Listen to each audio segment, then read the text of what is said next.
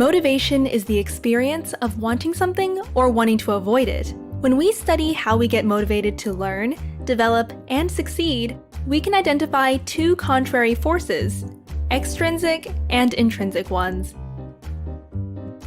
On the one hand, we want to belong, desire to be loved, and seek to get the attention we think we deserve. We are motivated extrinsically by rewards in order to progress socially.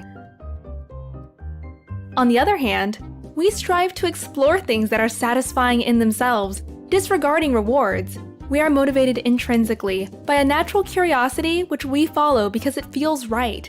The opinions of others don't matter. To understand why we probably need a good mix of both, let's imagine two 4-year-old children. Both grow up in families that want only the best for their kids, but have completely opposing views on how to motivate them to succeed. Tom's parents believe that all their boy needs is love. To not undermine his intrinsic interests, they never praise him or use rewards. Eventually, they decide not to give him any feedback at all, fearing it could corrupt his free mind. Over the years, Tom develops an immense capacity to imagine, spending most of his time playing by himself. By being allowed to follow his passions, he learns what he likes and what he doesn't. But Tom doesn't learn what others expect and gets easily irritated when asked to do something in a particular way. Mira's parents believe that their precious little girl needs clear rules about what's good and what's not. They see it as their duty to help Mira learn by providing precise and actionable feedback on all aspects of her young life. Mira spends her days in preschool, music, and ballet lessons.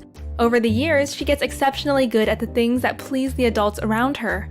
However, since there is neither time to play nor to relax, she doesn't discover her own interests. Being alone bores her.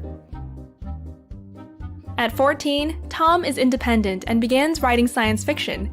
He realizes that he isn't quite like his friends and spends most of his time at the library. When he shares his writing, others can't quite relate. At the same age, Mira is at the top of her class and has plenty of friends and admirers. She knows what is expected of her and makes sure to meet those expectations. Sometimes the pressure becomes unbearable, although that's her secret. By the day he turns 21, Tom has a unique perspective of the world. He is intelligent, but doesn't like to work for money and hence is always broke. He hates the idea of conforming to conventional norms and is annoyed if someone interferes with his creative expression.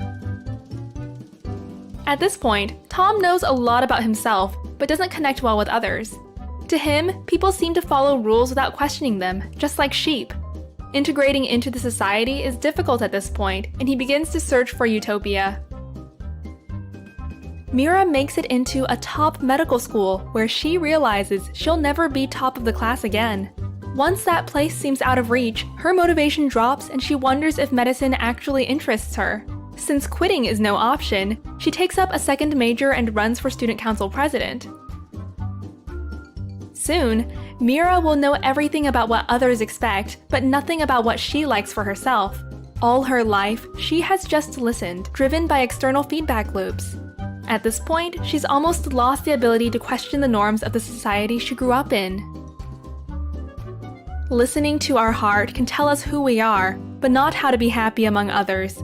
Listening to others can motivate us to be a part of their world, but doesn't teach us if that world is ours. This is why it's probably good for the two to go together. Then we can learn what we want and get the feedback we need in order to stay motivated to explore new roads into a better society. A large body of research shows that balancing the two forces is not straightforward. One meta-analysis of 128 studies examined the effects of extrinsic rewards on intrinsic motivation. While most rewards significantly undermined our intrinsic interest, positive feedback, which is an extrinsic motivator, inspires us to keep going. Put simply, honest words of encouragement get us going, while money or gifts undermine our inner drive. What about you? Do you listen to your heart or to the voices of society? And from your personal experience, which of the two eventually takes your decision? Share your thoughts and check the description to dive deeper into the topic.